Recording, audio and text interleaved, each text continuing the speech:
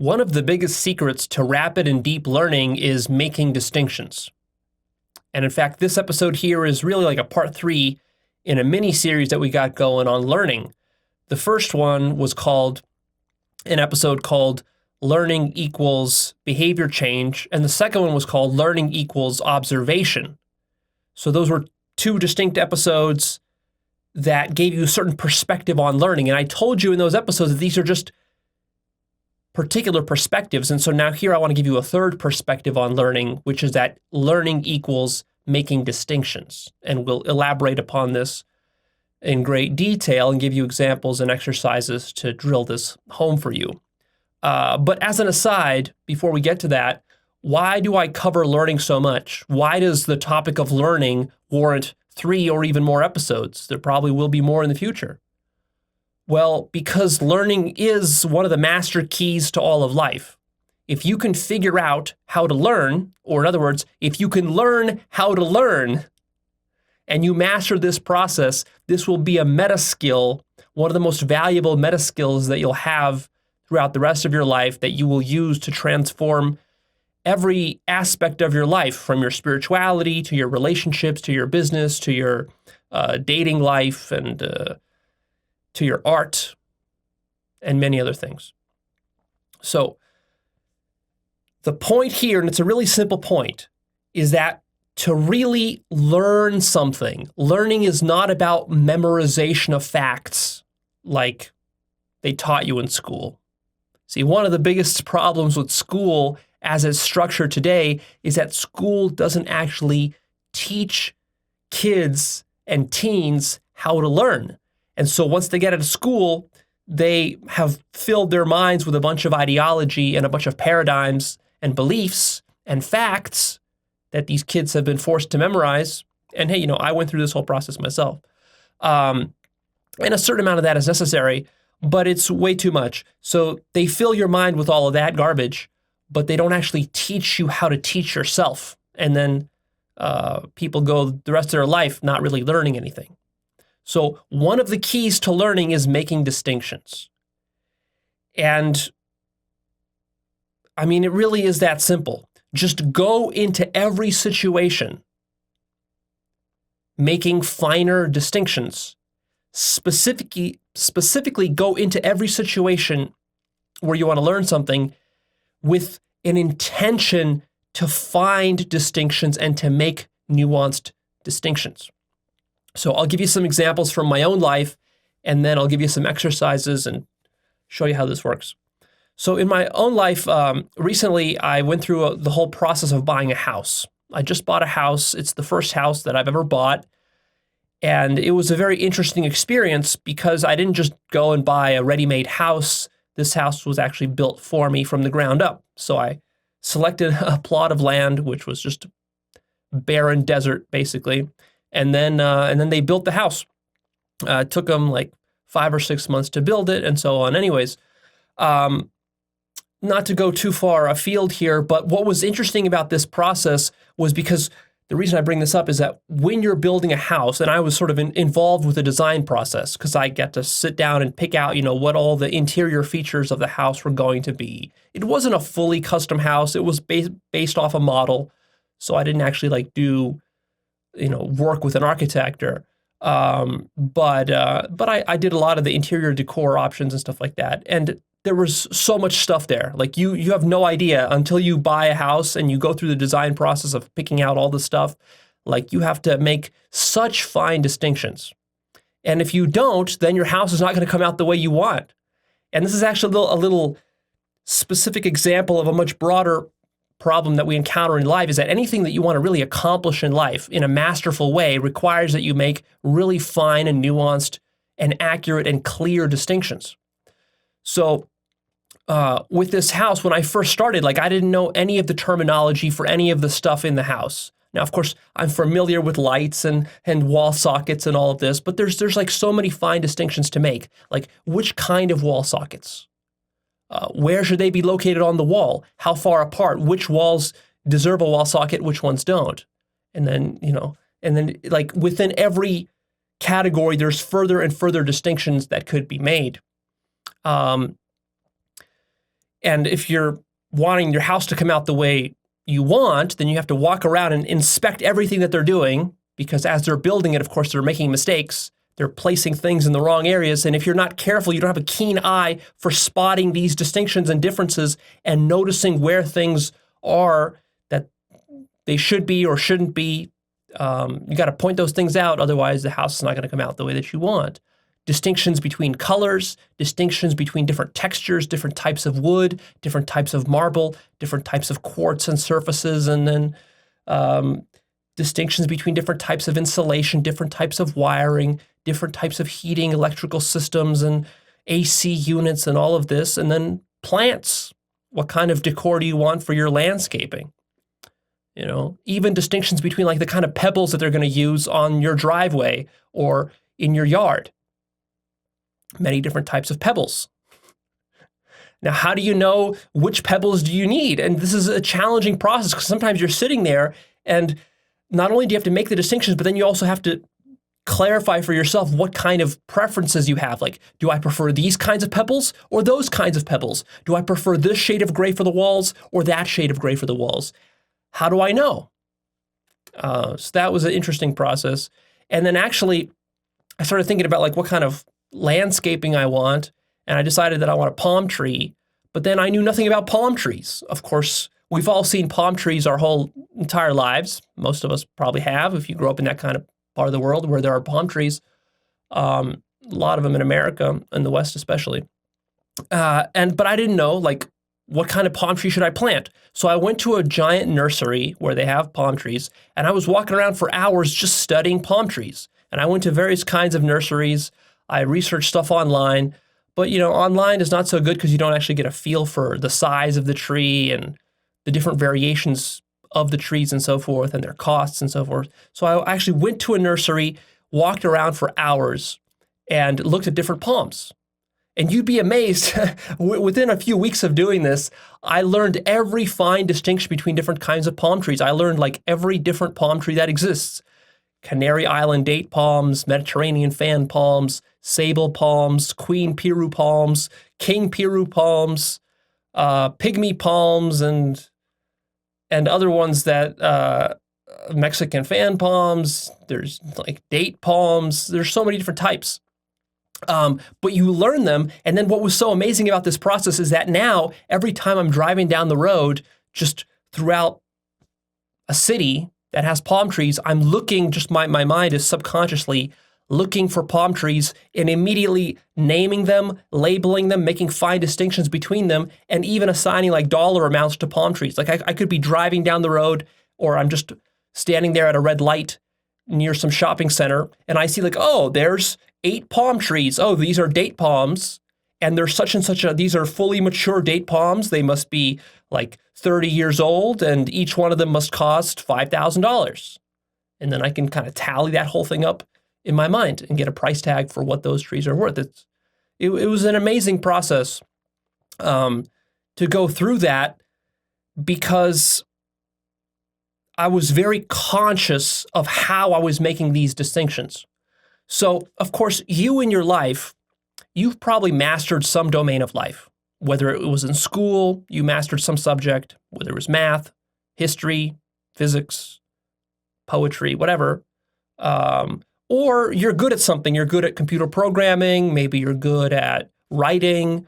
Maybe you're good at critiquing film. Maybe you're good at analyzing video game mechanics because you've played a bunch of video games your whole life, and so on.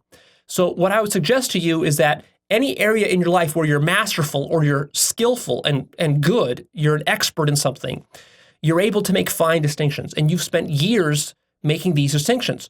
Now, what's different, though, about this episode and what I'm teaching you now is that even though in your life you have subconsciously and implicitly been using the technique of making distinctions, you've done this throughout school, you've done this throughout university and in your work and so on, with your hobbies, even with your entertainment, you've been doing this. With music, you've been doing this. With sports, you've been doing this. And in many other domains, you've been doing this, but you've been doing it unconsciously. And the difference now is that I'm going to teach you how to do this explicitly.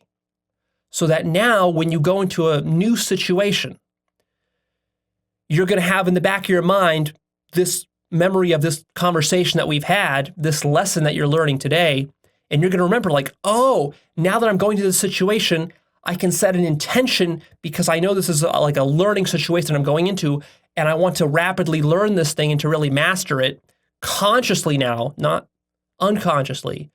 And now you can explicitly use this technique of making distinctions. So the way this technique works is that, of course, you've used it, like I said, in many areas of your life and many times in your life. But the difference now is that when you go into this new situation, or it could be an old situation that you're still working on mastering, you go into this situation and now you actually set the intention, the explicit intention of making distinctions, recognizing that that is what learning is about, is making these distinctions. And so you will actually go into the situation and you will specifically look for contrasts and differences between different elements and components of whatever field you're studying or trying to master. And you will notice that now that you're doing it explicitly, consciously, with intention, you're deliberately asking questions that try to highlight differences between the different elements, and you're actively looking for those differences. You will see that you learn to spot the differences much faster, and the whole process will just be much more clear, explicit, and conscious than it ever was before. And in this way, you're going to be able to learn deeper and much more rapidly. That's my claim. And one of the techniques you're going to be using to do this is you're going to be specifically trying to amplify contrasts and differences between things that you're studying or trying to learn. So, for example, let's take the example of shopping for a car. Normally, a person shops for a car. He or she just goes to the dealership, walks around, looks at different models, maybe asks to see the interior, maybe takes one for a test drive that he likes, something like that, right? It's sort of an unconscious, lazy process.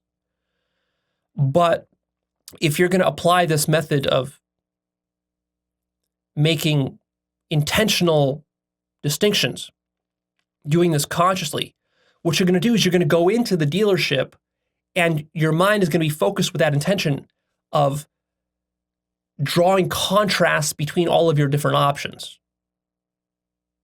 So now, every time you're looking at a car, you're going to be actually comparing, you're going to be asking yourself that question of like, well, how is that model different from this model? Or how are they the same? Both of these questions are very powerful questions. How are they different and how are they the same? Really, it's the same question, just being asked sort of in the inverse. Because by seeing how they're the same, you see how they're not different. Or by seeing how they're different, you're seeing how they're not the same. You see just inverses of each other. Sort of like a concave and convex. So when you're talking to a dealer, you can then actually consciously ask the person who's showing you the car, specifically, what's the difference? Like, well, what's the difference between the tires on these two cars? And what's the difference between the engines? And what's the difference about their interior? And what's the difference in terms of their price? What's the difference in terms of their financing? What's the difference in terms of the warranty? What's the difference in terms of the different brands? That might be a Toyota. This might be a Mercedes or something, and you're comparing them. And I mean, you would have been doing this anyways. It's just that you would have been doing it unconsciously, sloppily, less masterfully. And therefore, it simply would have taken you a lot more time to actually learn all these distinctions. And therefore, you would have been making poorer choices. Probably you would have bought a less than optimal car for you. And then through that process, of trial and error, of course, you learn to make these distinctions anyways. You've been doing it your whole life. But here you're just making the process more conscious. And towards this end, I actually have I'm going to give you 2 exercises that I want you to try to actually do. 2 sort of homework assignments, because this is a very sort of hands-on and practical teaching. This is not a very abstract, theoretical, metaphysical discussion. This is pretty hands-on type of stuff. The thing you have to understand about distinctions is that to actually draw a distinction, first of all, there are many degrees of drawing a distinction. You can draw a mild distinction, or you can draw a really sharp one. You can have a vague notion of a distinction or a very clear notion of a distinction. And it's almost like carving a groove into a stone. Like if we have a stone tablet and I just give you a knife and you just sort of chisel at it, scrape away at it, you might carve a little bit of it, but you're going to carve a very faint groove. It'll be maybe a hairline groove in this stone. But if you keep doing it over and over and over again, you can chisel through that stone a really deep groove. You see, and so that's sort of like what making a distinction is like inside your own mind. And so when you're doing it consciously with intention, deliberately asking these questions and trying to compare and contrast things, then you're deliberately, it's like taking a knife and just running it through that groove over and over and over and over and over again many times until that distinction becomes very clear in your mind. See? And if you notice any human being who's masterful at anything, whether it's art, entertainment, sports, film, video games, combat, martial arts, military strategy, business, marketing, relationships, spirituality, psychology, philosophy, mathematics, science, physics, biology, whatever they're an expert in, they are so masterful precisely because they have so much experience drawing these very fine distinctions. So when a newbie comes into some situation, like when a newbie starts thinking about politics, or a newbie starts to learn how to cook, their distinctions are so gross and so sloppy and so imprecise that like a newbie cook doesn't know the difference between boiling rice for 10 minutes or boiling it for 20 minutes. Doesn't know the difference between undercooking a piece of salmon or overcooking a piece of salmon. Doesn't know the difference between cooking that salmon on low heat or medium heat or high heat. You see, like for a master chef, he's going to have very fine degrees of distinction on that heat knob on his stove. It's not just going to be low, medium, high. It's going to be like 10 different shades of heat, intensity of heat, and he's going to know that like this is a piece of salmon, I have to cook it for, on number 2 or number 3 intensity of heat for X number of minutes in order for it to come out such and such so that it's perfectly cooked, it's not undercooked, it's not overcooked, and so on. And then, of course, a really fine chef will make even finer distinctions. When a chef is picking out a piece of salmon at the grocery store, first of all, he's going to make distinctions between which grocery store he goes to. A newbie chef is just going to go to the nearest grocery store that sells the cheapest salmon. But a master chef will actually recognize that where the salmon comes from is very important. So he'll start to make distinctions between different types of salmon, different parts of the world the salmon comes from. Is this a farm-raised salmon? Is this a wild salmon? What's the difference between the two? They have different tastes. They come from different parts of the world. They have different nutritional content, different fat content. Right? So all these fine little distinctions that you only learn through experience. You have to cook salmon hundreds or thousands of times before you learn all these things. And then when you're at the grocery store, of course, you go to the right grocery store that has the best, freshest salmon.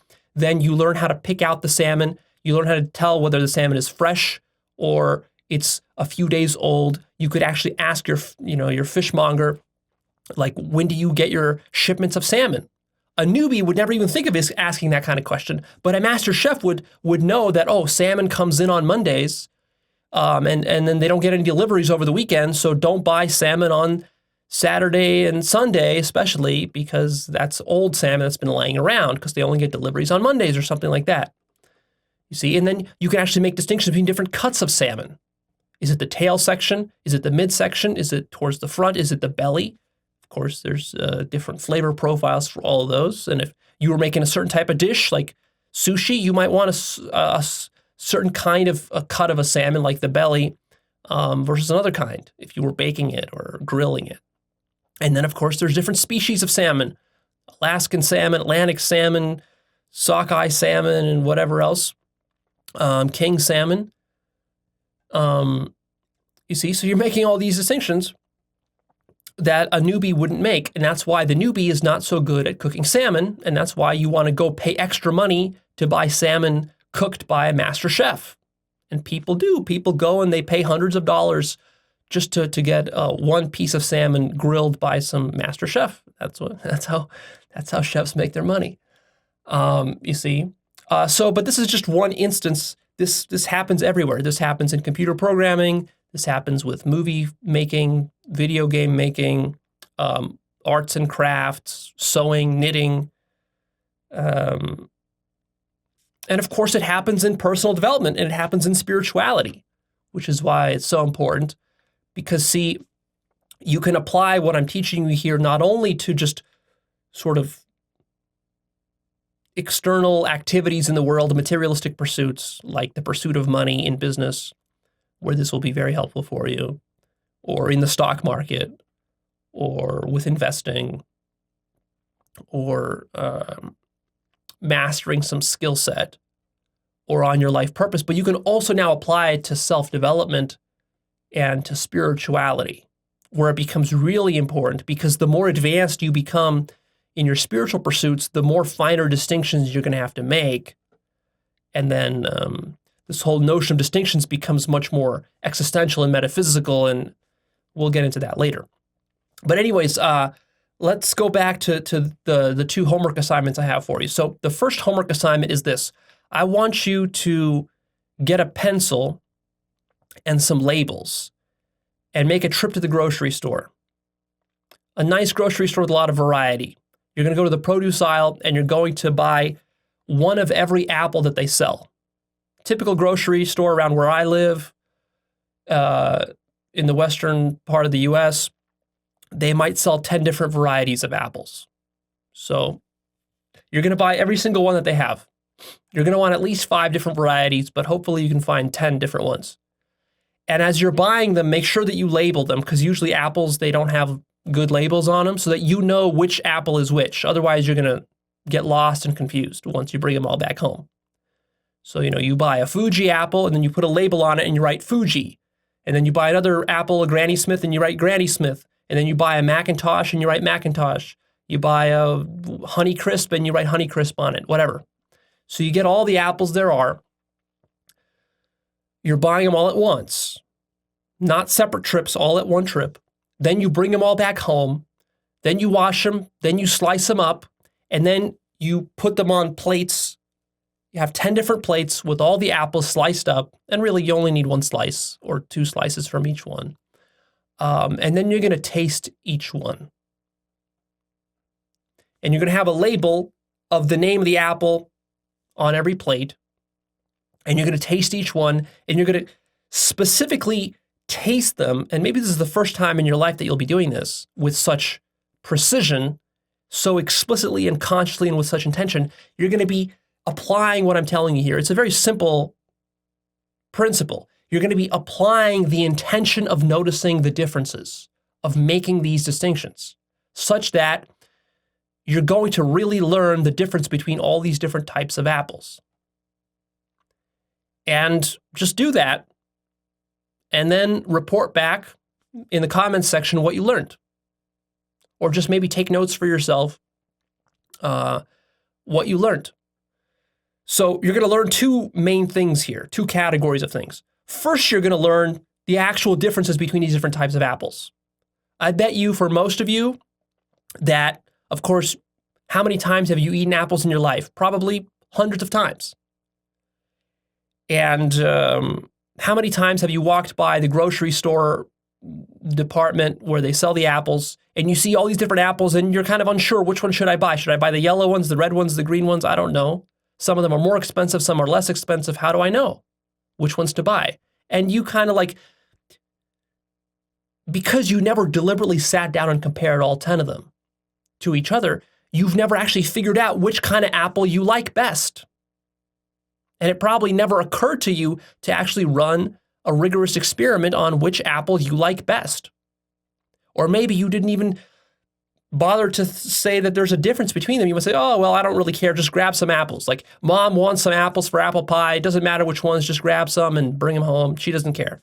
Something like that, right? This is a very kind of sloppy, naive way to purchase apples.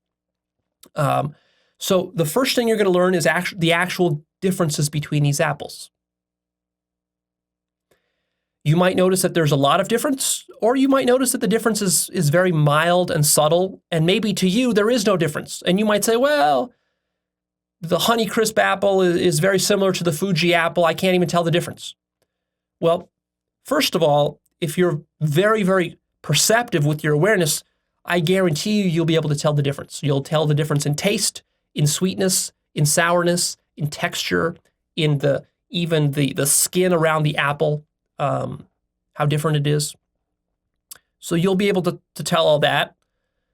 And you'll probably have a favorite.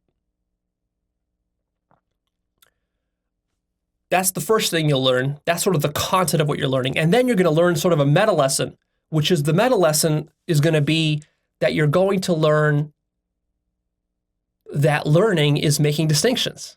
And that's actually the real reason why you're doing this experiment. I'm not having you do this experiment because I care about you being able to distinguish different apples. It doesn't matter. It's insignificant, right, to our purposes here. But what I do care about is that you do this exercise so that you actually get an experiential feel for the difference between approaching a situation unconsciously making distinctions versus approaching a situation and consciously, deliberately, explicitly, with intention, making distinctions. And so that itself then becomes a sort of a meta distinction, you see, because now you're distinguishing between making distinctions unconsciously versus now making distinctions consciously. And then you'll see how much more you learn when you do it consciously with intention explicitly. And then you can take that lesson, and now that's a golden lesson because now you can apply that, transfer that over to all other domains of life, whether it's into dating, into business, into other types of food that you buy, that you cook, into music, into film, into self-improvement, and ultimately into spirituality, which is where it'll get really important. See, so that will be your first homework assignment. I recommend you actually do this. Don't just sit there and nod your head and say, oh yeah, that sounds cool, and then pretend as though you did it, because that's not the same as actually doing it. See, distinctions, it's not enough to make a distinction just by believing in the difference between certain things. So even though right now, in theory, I explained to you the difference between making distinctions consciously and unconsciously, you think you understand, but you don't really understand. You haven't really learned the lesson until you actually do it. See, you have to actually do it and go through the experience of feeling and noticing and becoming aware of these differences. So it's very important that you actually do this exercise. And then I have a second exercise for you. This one might be a little easier for you who are lazy and don't want to go out to the store, but I recommend you do both. The second exercise is the following. I want you to open your web browser and go to YouTube and find samples of music for every major category of music. I'll name some of them for you. I want you to find one jazz song, one hip-hop song, one R&B song, one rap song, one heavy metal song, one classical rock song, one just classical music like Mozart or Beethoven piece. And what other categories I'm forgetting? Find some techno, find some disco, and open each one in a separate tab. So you're going to have, like, let's say 10 different tabs open with one of these songs from each category in each tab. And then what I want you to do is I want you to play each one just for 30 seconds, just to sample it. So play the rap song for 30 seconds, get a sense, and listen consciously to that rap song, and get a sense for for what a rap song is. You're sort of listening to get the essence of what rap is about. So you're not so much focused on the particular song as rap in its essence. And of course, into this situation, you're going to be bringing in the conscious, explicit intention to find differences and to make distinctions. So you're going to listen to that rap song, then you're going to switch over to the R&B song, and you'll listen to that for 30 seconds. And then you'll ask yourself, what's the difference in their essence? And then you'll switch over to some disco, and you'll listen to that for 30 seconds, and listen to the difference, the essence, the difference between their essence. Then maybe you'll play that jazz song and compare that. Then play some classical country, classical music, and then you can play some country music, whatever, and do this and compare all of them together. And again, as you're doing this, the first lesson you're going to learn is sort of the low-level lesson, the unimportant lesson, which is simply the actual differences between these song categories. But then you'll learn the more important meta lesson of what it actually feels like to approach a situation explicitly, deliberately trying to look for distinctions. See? And you'll see that what it gives you is it gives you a sense of clarity that you didn't have before. So maybe your entire life you've been listening to all these songs. Maybe your entire life you've listened to country and to jazz and to classical and all this, and you think you know the difference between them. But the thing is with distinctions, remember, like I said, there's many degrees to drawing these distinctions. So if you sit there and listen to for 30 seconds to each song, that will definitely get you a general sense of the differences. But these distinctions will still be at a crude degree. Now, if you were a master musician who spent 5 years of her life carefully playing all the different categories of music that there are, analyzing them note by note, chord by chord, lyric by lyric, melody by melody, harmony by harmony, and all this, you would have such a deeper understanding of the differences and also the similarities between these different types of music. And then, of course, the power that would give you is that now that you know how they're structured, you know the deep distinctions that are constructing the structure of this music, now you're able to jump between them, now you're able to cross-pollinate them, and now you're able to even come up with entirely new categories of music or interesting hybrids, or you can, you can figure out in this way what kind of music is popular, what kind of music fits the kind of audience that you're trying to target. So you see, this is a critical skill, because you can use this skill to make millions and billions of dollars. Just this one skill of learning how to make fine distinctions. It's just, of course, a matter of then learning how to apply it and then applying it in a sort of productive and consistent manner throughout your whole life. So that's the second exercise. I recommend you try that one as well. Actually do it and notice what it feels like to be consciously making a distinction. Maybe this is the first time in your life where you're going to be consciously making a distinction. And notice that there's a difference between doing it consciously versus unconsciously.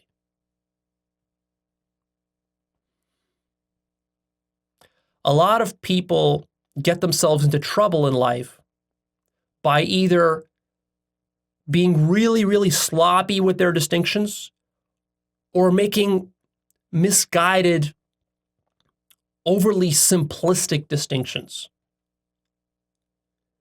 And then taking those distinctions as absolute truth or absolute reality.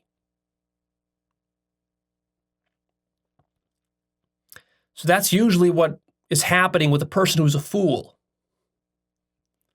A person who's a fool makes overly simplistic distinctions, lacking nuance, and doesn't know that that's what's going on. And from their perspective, it seems like what they're doing is that they're being smart and that they have all of everything figured out. when actually they're just using very gross distinctions. And then they're mistaking those distinctions for reality. So here now, we need to warn you because this is a very powerful ability that your mind has to create distinctions. And I want you to start to observe yourself from a sort of a meta level when you're making distinctions that you are constructing these distinctions. So it's not simply that you're going out into the world and that you're tasting these different apples or you're listening to these different songs and that you're already finding the distinctions, like you're just discovering them. It's not simply a process of discovery. And this is where we get a little bit of, we go a little existential and metaphysical on you, and we go a little bit spiritual on you. Actually, your mind is playing a creative role in constructing these distinctions. So in a certain sense, you're sort of picking them up. It feels as though you're discovering them. Because, you might say, well, but Leo, that apple, that's a red apple, that's a green apple, that's a yellow apple. Aren't those different colors just inherent in the apples? And so therefore, how can you say that I'm constructing the distinction of the color red or green or yellow? Isn't that just found out in nature? Isn't it just a given? It will seem that way to you at first, but as you go deeper and you observe more carefully really what your mind is doing, you'll discover that it's not so simple. That actually your mind is playing a constructive role in drawing these distinctions. At the very least, simply by the way you're assigning labels, red, green, yellow, and so on. These labels you're assigning, this is not just an innocent activity. This brings in it with it various latent meanings and values and so on. Maybe not with the color red or green or yellow, but oftentimes when you're making distinctions, and this is also another trap that people fall into, is that they're making distinctions, but at the same time as they're making the distinctions, they're also subtly judging and placing value on the different categories that are being constructed by the mind. You see, the mind is a categorization system, machine, and it creates labels, it attaches labels, then it strings those labels together into complex webs of meaning. That's how language works. And this is not just merely a word game where we're just assigning different labels to different things, because the labels take on a charge. They take on an emotional charge. They have survival value. They become so useful that then we actually start to operate on these labels themselves. And we live in a sort of a matrix where we're in this augmented reality where we're walking around all the time and our mind is casting and projecting various labels and meanings and values and judgments onto all of these physical objects that we're finding in the outer world, so to speak. See? So when I tell you that, oh, well, that car's a Chevy and this car's a Toyota, see, it might seem like, well, that's just a word game. But it's not just a word game, because your mind has associations, deep associations with what it means for a car to be a Chevy versus what it means to be a Toyota, because you've watched different commercials and maybe your dad drove a Chevy and it always broke down, and so you got this image of a Chevy, unreliable, or maybe the opposite, whatever. Or maybe your dad told you that, oh, Toyotas are foreign cars, you should buy American, and then he told you to never buy Toyota. And then, see, that association gets lodged into your skull really deep into your mind, and then that will color how you're actually able to make distinctions and to make judgments in the future, because, of course, now you're going to be biased towards one category or against the other, see? And if you want a really clear example of this, just look at how race relations work. You categorize people based on race, Asian, Indian, Somali, Western European, Eastern European, Italian, French, whatever, Japanese, Chinese.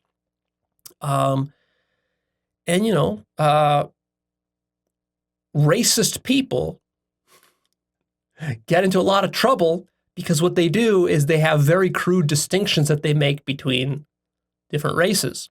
And usually, of course, what they do is they place their own race up at the top, and then all the other races, they don't make very fine distinctions, and they say, oh, well, if I'm white European, or if I'm American, let's say, then I'm probably not going to make very fine distinctions between different types of Asians. To me, maybe the Koreans and Japanese, I'll confuse them with Chinese and all this, and I'll just lump them all together. See, and then of course I'll have various kinds of associations about that. They're smart, or they're smelly, or they're hardworking, or they're lazy, or they're trustworthy, or they're sneaky, or they're evil, or they're whatever. And then Middle Eastern people, they're all, Islamic terrorists or whatever. You start to get into this problem of overgeneralizing people.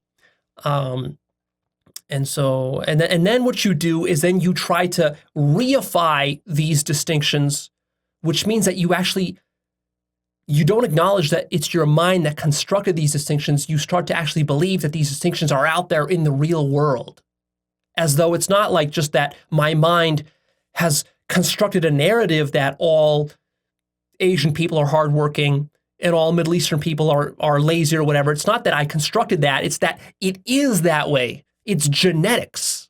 It's biology. It's physics or something like that. See, and then people start to create ideologies around this and so on. So you have to be very careful here, because your mind is playing a constructive role. It is projecting a lot of this stuff out into the world, and you're not very conscious of how it's doing that. And the less conscious of it you are, the more you're going to be trapped and mistake your own distinctions and projections for something that is inherently found out there. And then this gets you into a lot of trouble. I notice, for example, in politics, this is a real big problem. I study politics a lot from a sort of meta perspective, because politics is really good at understanding how people delude themselves, how ideology works, how groupthink works, how spiral dynamics works, and so on. I hope that you are a student of politics, but from a meta perspective, where you're not actually getting sucked into the mud slinging and all of this that is going on, especially right now, because we live in a very polarized time with our politics. But you look at what's happening with politics, and you look at how polarization happens, and you look at people who are very ignorant about politics, who are just kind of newbies, who don't actually read or study politics deeply or think about it deeply. What they do is they just take a position, they identify with it, then they start defending it. And what you notice with these people is that fundamentally they lack the nuanced distinctions that are necessary to really be an educated voter and to vote for the right politicians and the right people. And that's why we get people electing the wrong politicians. Because it's very easy to fool somebody who makes very sloppy distinctions. So, for example, Fox News is a great example of this. They deliberately, as part of their ideology and part of their worldview, what they do is they deliberately try to cast liberals and Democrats as socialists and as communists and as Marxists, because they're unable to actually sit down and make fine distinctions between what is a Marxist, what is a socialist, what is a communist, and what is a capitalist, even, for that matter. The funny thing is that these people who claim themselves to be staunch capitalists, they themselves don't really understand what capitalism is. They never bothered to sit down and actually think about it deeply, to contemplate it, to study some literature on what it is. Because there's not such a clear distinction between what is socialism and what is capitalism. Is the military a capitalist enterprise or a socialist enterprise? What about Social Security? What about pensions? So something like Fox News, what they will do is they will deliberately conflate liberals in America, left-wingers in America, for socialists, which they think are the same as the socialists and communists in Venezuela, which they think is the same as the socialists and communists supposedly in the Scandinavian countries, which are the same as the Soviet communists of the Stalinist era, and the same as the Chinese communists, as though all of these are all the same, when in fact Chinese communism probably has more in common with capitalism than it does with communism. You see? But to make these fine distinctions, you would have to actually care about truthfulness and accuracy in your distinction-making process, which of course Fox News doesn't care about any of that. All they care about is reinforcing their right-wing ideology. Now, I'm not just blaming Fox News for this. I mean, liberals can also fall into a similar trap. I notice a lot of liberals fail to make proper distinctions when they think about conservatives. Like a lot of liberals will tend to think of like, oh, well, all conservatives are just Trump supporters. And this is a very sloppy distinction.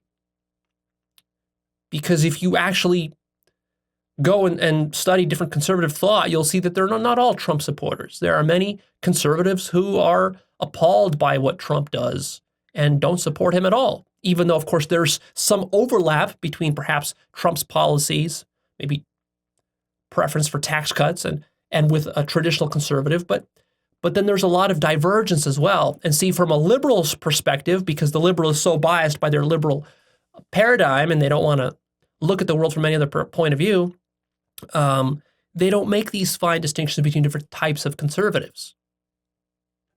They just kind of lump them all together in the same way that a white European might lump together all black people or all Asian people. See, it's the same problem.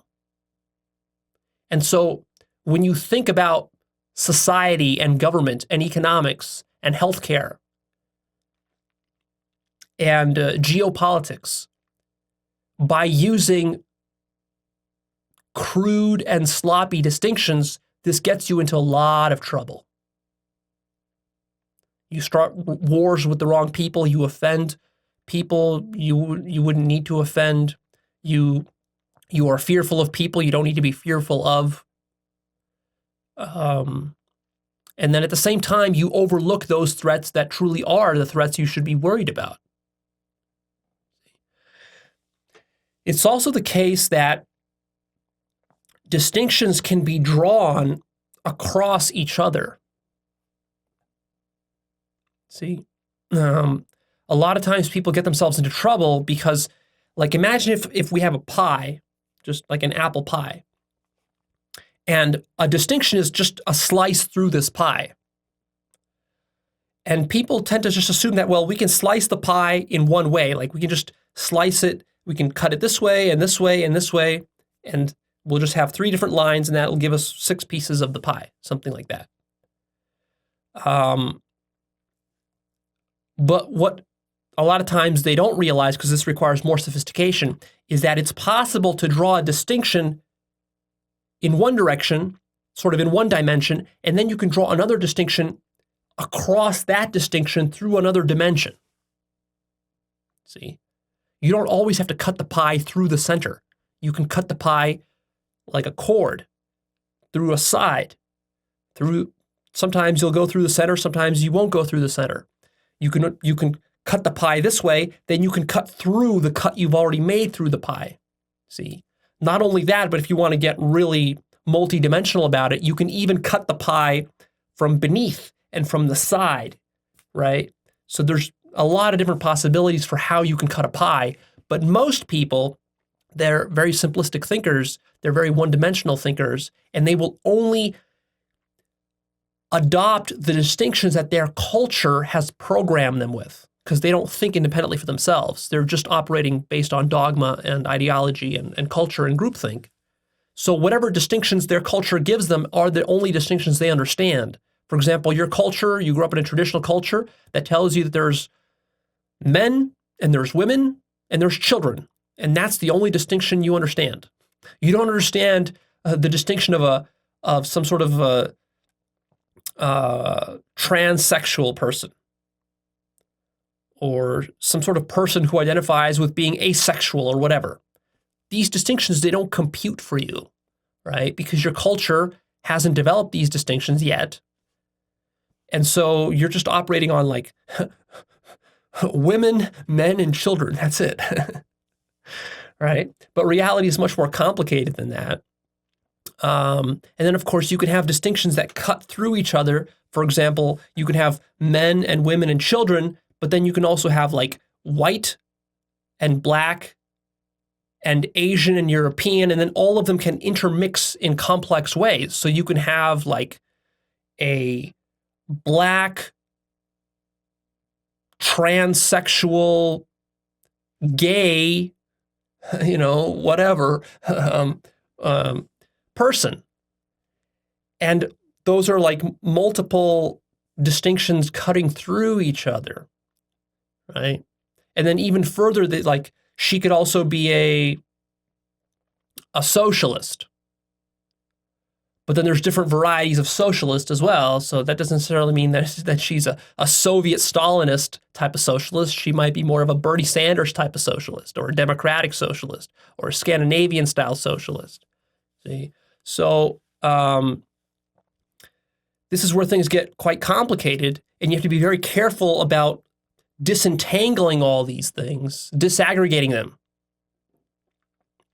Because sometimes it's really easy for your mind, because your mind is always working to reinforce its own worldview and its own paradigm and its own ideology. So it's very easy for the mind to sort of look at this pie and to slice that pie in the way that is most favorable to your own mind. And in fact, that's exactly what your mind is doing all the time. See, people assume that, oh, well, we just go out into the world, we find distinctions out there, and then that's just what it is. And then we're just talking about what's out there in the external world.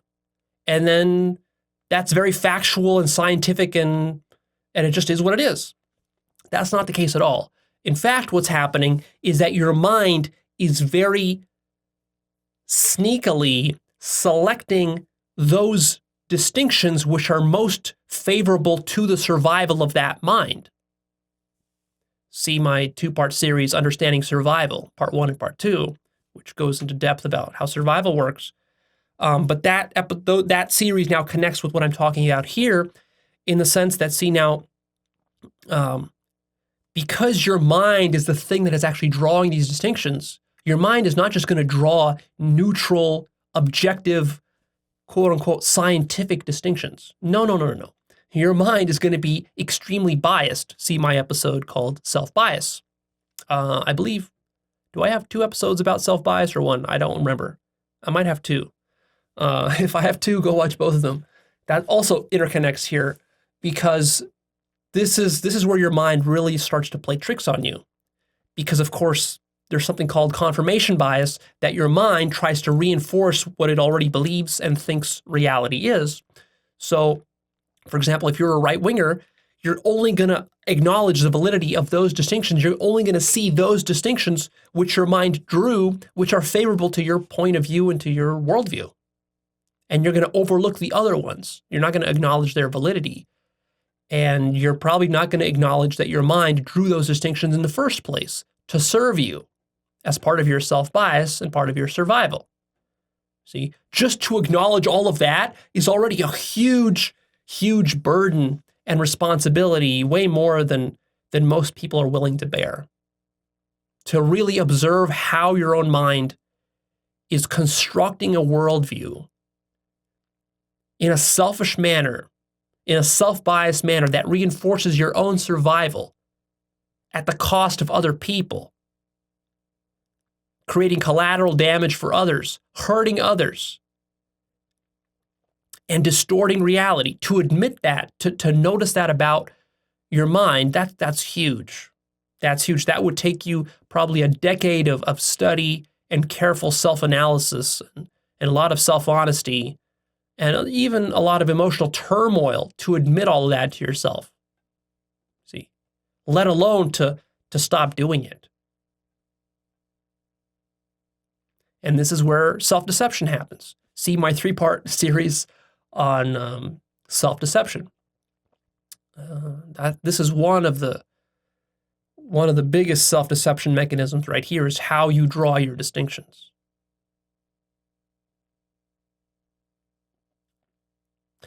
And speaking of which,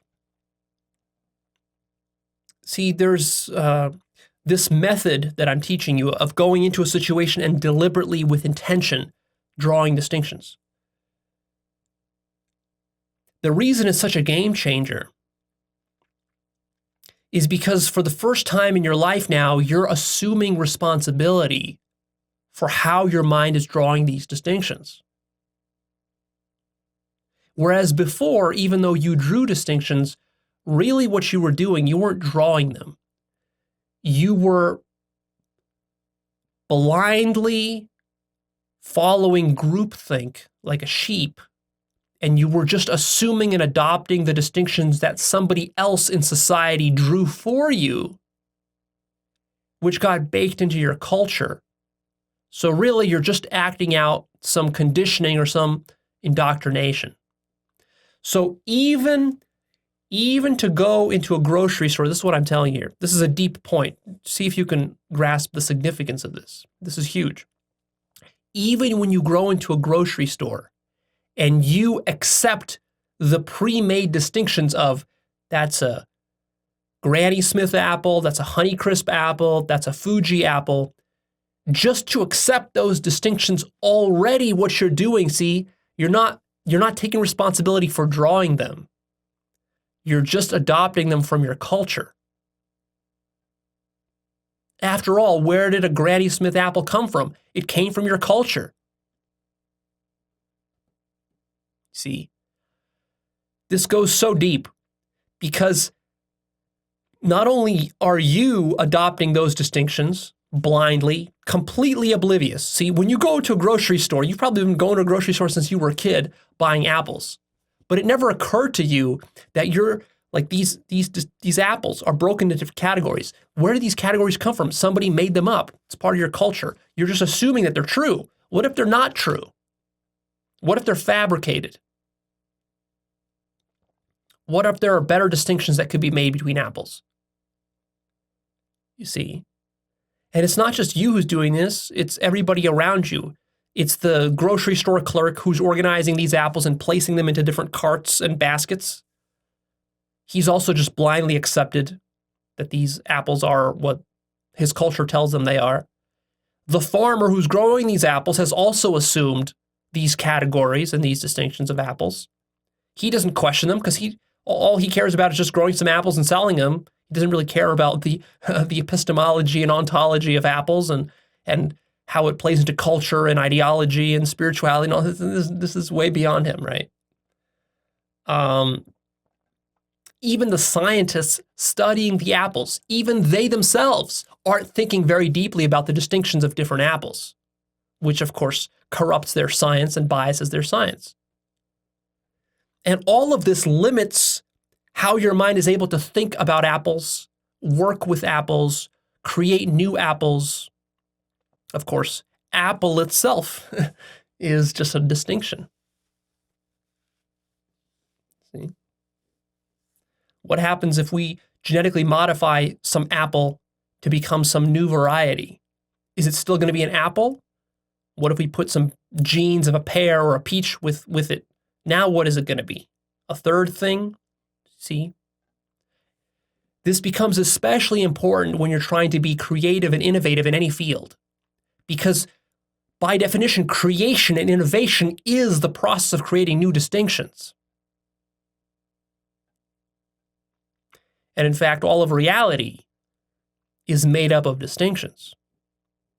And this is a point that I won't really go into here. I'll have a separate episode about what a distinction actually is, because that's such a profound thing.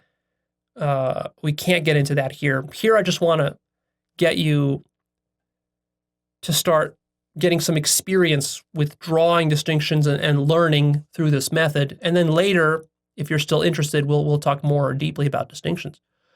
But the bottom line is that everything, including physical objects, is distinctions. And so if you want to be highly creative in some new field, in science and physics and biology, if you want to create a new type of apple, a new type of fruit, a new type of dog breed, or whatever, you want to create a new political system, a new government,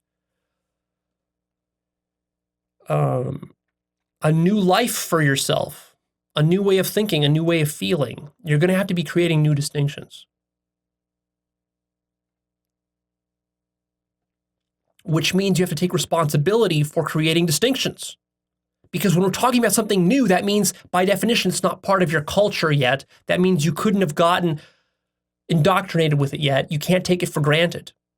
So while there's millions of distinctions that you've been programmed with that you can take for granted, like apples and oranges and Granny Smith and Honeycrisp and all this sorts of stuff, and you can take for granted the difference between jazz music and rock music and classical music and techno music and hip hop music and rap music and all this, you take these all for granted as though they're just a given. But what most people don't realize that someone had to invent these distinctions at some point. Someone had to sit down and say that, well, rap is different from R&B and R&B is different from hip hop and hip hop is different from rock and rock is different from something else. Now it seems now, after the fact, once you're programmed with these distinctions, it seems so obvious, like how could people not have known the difference between rap and rock and roll and so forth? But at some point they didn't. It had to be invented and created. And that took a visionary, that took someone who was actually exploring distinctions experientially and not just feeding off of whatever the cultural echo chamber or some ideology was telling them.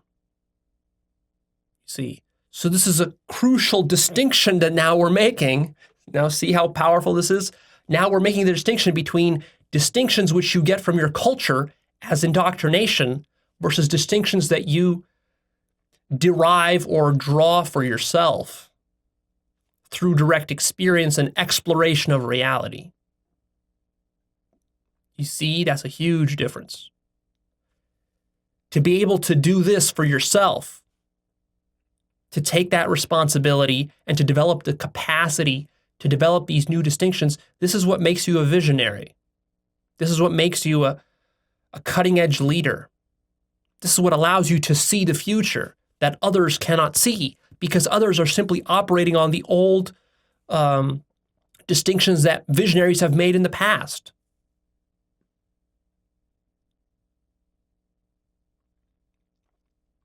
That's why they're thinking inside the box and you're outside the box. See, and this can be highly lucrative. To be the first one to make a new distinction, a new invention. To invent something new, you have to make a new distinction.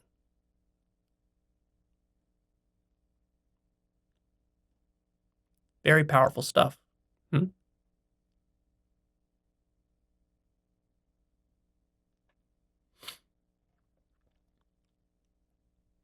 I see so many mistakes being made by many even intellectual people like folks like Jordan Peterson or Sam Harris.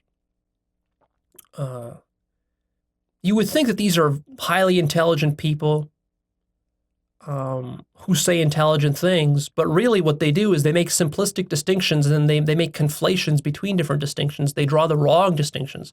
And then the people who follow them fall into the sort of sloppy distinctions that these intellectuals make. Or people like Richard Dawkins, for example. Richard Dawkins is supposedly a scientist. Sam Harris is also supposedly like a scientist. But then you start talking with these people about religion and spirituality, for example, and they start to blur the distinctions. They're not able to, for example, separate pre-rational, dogmatic spirituality, which we usually call religion, versus post-rational spirituality, which is more advanced than science. But see, this distinction is lost on someone like Richard Dawkins.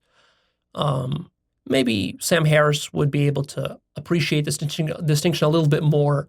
But still, like, for example, you talk with Sam Harris, I bet you he's not going to be able to make a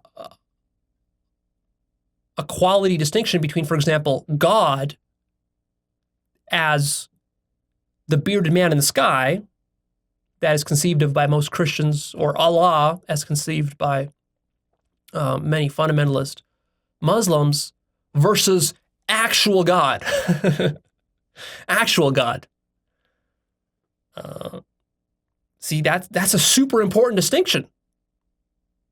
If you confuse those two, you're never going to discover actual God. You're going to say actual God doesn't exist. Because you're thinking, when I say God, you're probably thinking a bearded man in the clouds. That sounds ridiculous to you. And then you don't understand. And then you can never discover God. Or I might say God, and you might say, oh, well, by God, what Leo means is he just means some sort of notion of just emptiness or no self, like the Buddhists talk about. That's what Leo means by God. No, that's not what I mean by God. I mean actual God. Actual God. So you see, it's really easy to delude yourself with drawing the wrong distinctions. Jordan Peterson does it again with Marxists and with communists and with socialists. Jordan Peterson can't understand the distinction between Stalinist-style socialism, which was spiral dynamics stage red and blue, versus Bernie Sanders-style socialism, which is spiral dynamics stage green. See, that's a huge mistake for an intellectual to make. Huge mistake. And it misleads millions of his followers. Millions and millions of people who follow him are going to now fall into that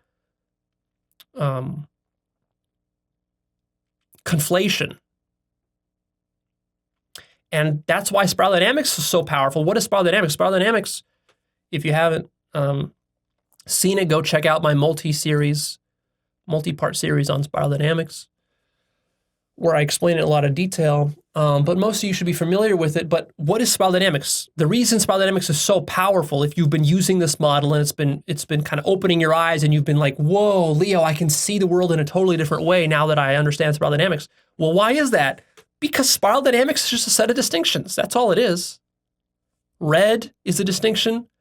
Blue is a distinction. Orange, green, yellow, turquoise. These are the distinctions we draw with spiral dynamics. They're extremely powerful distinctions. It'll change your whole life if you understand these distinctions. So go watch that multi-part series. And to know how to make those distinctions, because spiral dynamics is a complex and nuanced model, that requires dozens of hours of study. I would say it'll probably take you 50 to 100 hours of deep study to get an experiential feel for the distinctions of spiral dynamics red versus blue versus orange, green, yellow, and turquoise. 50 to 100 hours of research and study. And that might seem like a lot. That's a lot of work just to draw, 5, 6 distinctions. But at the same time, distinctions are so powerful. Certain ones are so powerful. Certain distinctions are stupid and useless. But certain distinctions are so powerful that they will change your whole life, which is what spiral dynamics can do for you. It's a very powerful model. Yet at the same time, as powerful as it is, precisely when a distinction is very, very powerful, that's when it becomes very dangerous. Because, of course, when something is powerful, you tend to then believe that it's real. It's very easy to start to use spiral dynamics and start to see it everywhere, to look through the spiral dynamic lens at everything, and then to forget that it's just a single lens and that, in fact, we constructed it. You constructed it. It's not something that's found out there. Spiral dynamics isn't found out in the world. Spiral dynamics is a projection of our own minds. It just happens to be a very useful projection. But at the same time, it's got its limits. You have to acknowledge the limits of your projections.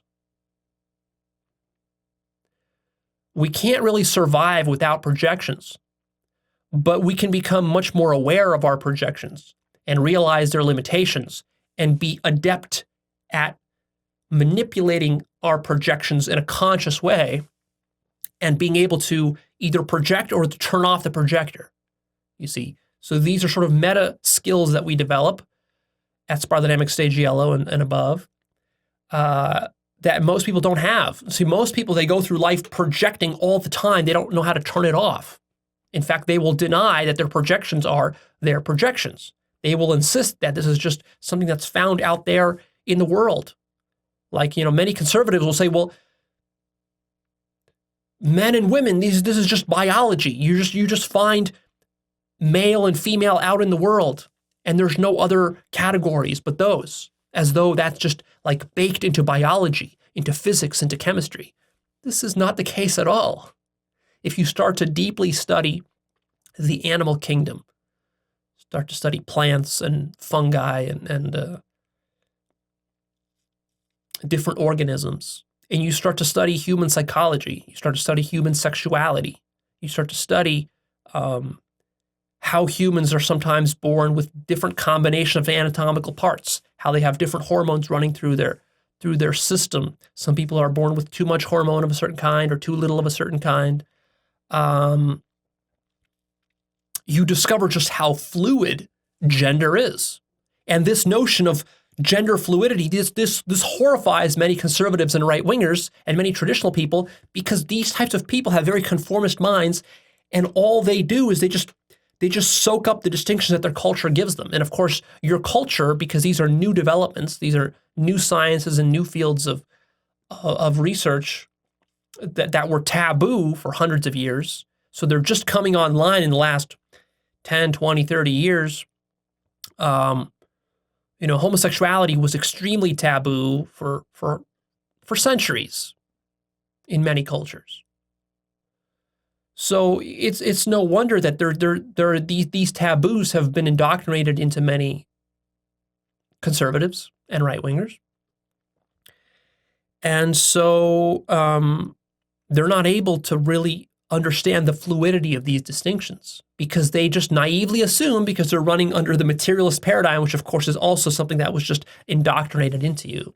You just assume that there's a objective, external, rigid, physical, material reality out there beyond your own mind. You just assume that because that's what your culture taught you, because we're living in a materialistic dark age right now, the dark age of materialism, where really other possibilities aren't even considered seriously in universities and in schools and by religions for the most part.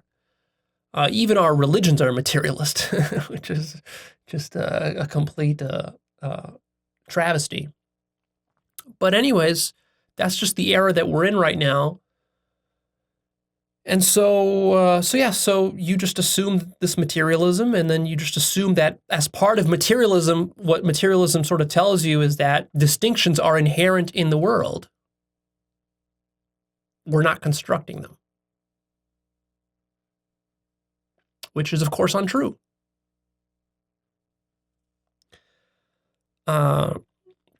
So when we talk in a following episode about the existential nature of distinctions, what I'm going to tell you is that the entire world is actually constructed out of distinctions, because consciousness itself, which is what all of the world is just consciousness. There's nothing but consciousness. Everything you know and see right now is consciousness. Consciousness is a field, an infinite field, which creates distinctions. This is the universal mind that is generating this dream that you're in right now. And you're constantly drawing distinctions. These distinctions are not just drawn at the mental level, where you can look at an apple and you can say, well, that's a red one, that's a green one, that's a yellow one. These are, in a sense, conceptual distinctions, especially when you're labeling them like Granny Smith, Honeycrisp, and so forth. These are obviously conceptual. Now, the colors, you might think, but the colors are inherent in the apples. And that's not something my mind is doing.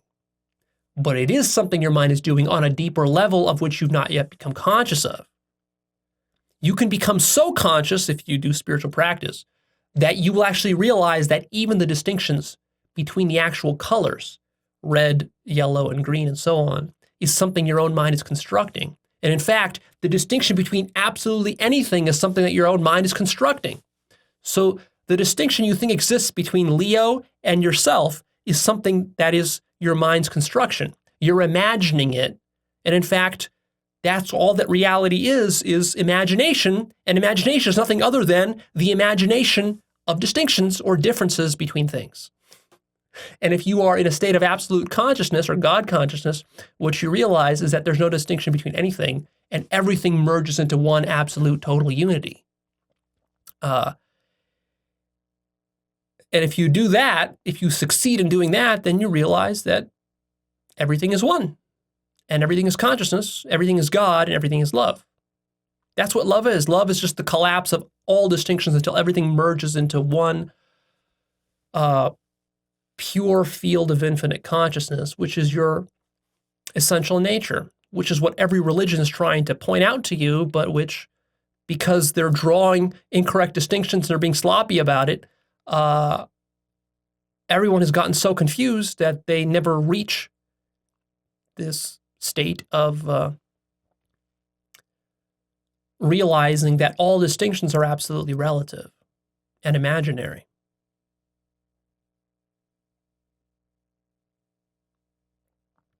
So when you become extremely conscious, what I'm telling you is that you will be so conscious that there will not be a difference between me and you and a saxophone and the sun and a man and a woman and a dog and an atom and Albert Einstein and Donald Trump and a terrorist and Hitler and a cannibal and a rapist and whatever else. There literally will not be a difference. So from God's point of view, from absolute consciousness point of view, there's no difference between anything because all differences are completely imaginary. But anyways, I don't want to get too metaphysical on you. That's just a little preview of where we're going to go later on with this notion of distinctions. For now, do those exercises. Go buy some of those apples. Go listen to that music and actually start to learn by making distinctions. All right, that's it. I'm done here. Please click that like button for me and come check out Actualized.org. That's my website. You will find my blog. You will find my book list on there. You will find the Life Purpose course. Other courses that I hope to be releasing in the years to come will be posted there. And you can find the forum as well. And if you'd like to support me on Patreon, you can go to patreon.com/actualized, chip in $5 a month. And that helps to keep my channel independent and keeps me from having to sell out to advertisers and so forth. The final thing I'll say is this. I want you to notice how many new distinctions you've made if you've been following along with me for a few years, watching my content. Think back to where you were when you began self-improvement, self-help, and spirituality. Think about how clueless you were, how few distinctions you knew how to make in this field of psychology and philosophy and metaphysics and epistemology and all this. And now compare that to where you are now. And now create a distinction. Create a distinction between where you were and where you are now. Between how ignorant you were, how sloppy your distinctions used to be, and now how much more nuanced your distinctions are. See, now you can distinguish between different qualities of guru. You can distinguish between maybe awakening and different degrees of awakening, different facets of awakening. You can distinguish between absolute love or no self or God consciousness or whatever. You can distinguish between meditation and between concentration, or you can distinguish between this technique and that technique, or you can distinguish between this emotion and that emotion. Like now you can finally distinguish between anger and sadness and depression and whatever, frustration. You can distinguish between happiness and suffering. You can distinguish between different kinds of suffering. See, and this has made improvements in your life. A lot of times people will leave me comments, they will email me. I get emails and private messages and comments basically every month, every week, of people saying how following along with my content for 5 or 3 years, they've been following along, and how it's completely transformed their whole life. They used to be depressed, they were stuck, they didn't know what to do with their life, they didn't have a way forward, and then they stumbled upon my content and they learned all this stuff, and now they see a path forward. Now they have hope. Well, why is that? Because new possibilities were opened up to you, new distinctions were made. See, and this makes you more masterful at controlling this biomechanical organism that you are, or that you think you are, conventionally speaking. It makes you more adept at controlling that. And it's especially important to make distinctions, for example, between different emotions, between different feelings, between different states of consciousness.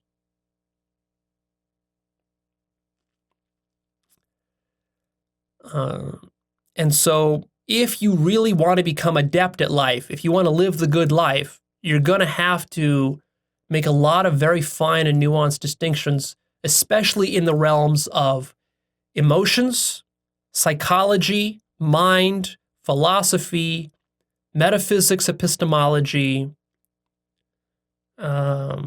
relationships, and spirituality within those domains. Now, of course, all of those domains are themselves distinctions. So just to know those domains is already very helpful. But you're going to have to go way beyond that to actually create hundreds and thousands of new distinctions within each of those domains, to carefully separate things out.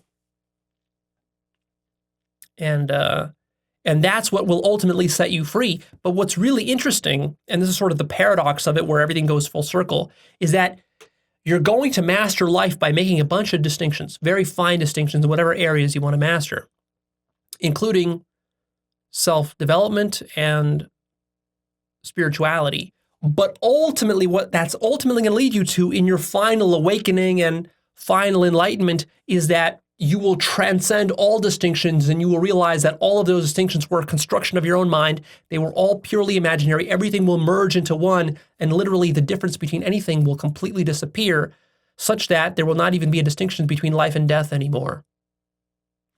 And that's when you become God.